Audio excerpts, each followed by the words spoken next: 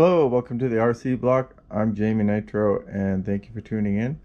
Today I've just noticed a little side note that I wanted to take on my build just to show you guys so you can understand and follow along. So I'm putting on the rear flywheel and starter gear one-way bearing, and they give you two of these little shims here. And I found that you only really need to use one on the back here against the seal. So and then they give you two more here, and these two are a lot larger.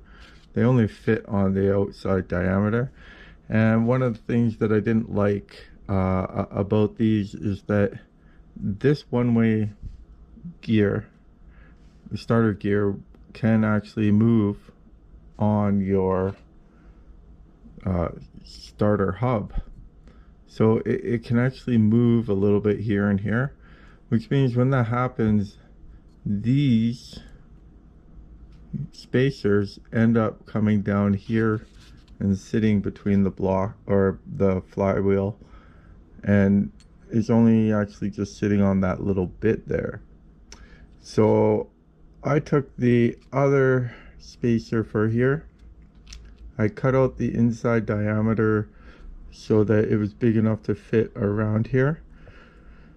Even though it's not perfect, I had to do it by hand. Now it moves freely, but it also sits on here. So when I go and lock my plate onto here, that starter gear now has protection so that the flywheel and the one-way gear aren't just rubbing on each other, metal to metal friction. So that's what I did there. It seems to sit a lot nicer on there, and so I just wanted to give you a little more context when I'm putting this together in the video, exactly how I did it, and then you guys don't have any second guesses. Also, when you're putting the one-way bearing on, rotate it clockwise as you're putting it on. That way it's easy to go on, it just smoothly goes on, and then this spacer will sit nicely like that, and I'll be able to bolt this on. So let's, almost before I get into it here, another thing too, these push rods, so these are your lifters for your cam, and what I found is you want to go through your engine and check which ones they fit nicely. For example, this one here may not fit nicely in another one.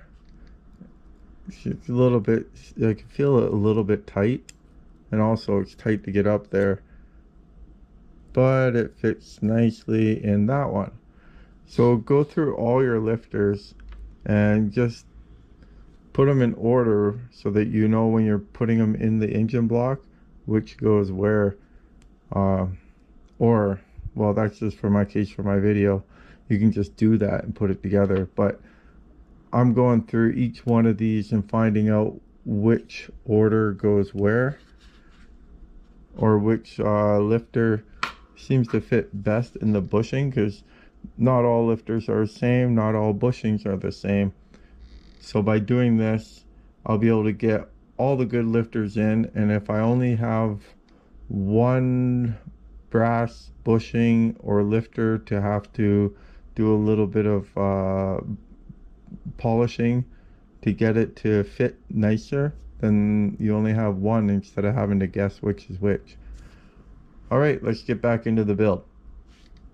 Thanks for watching.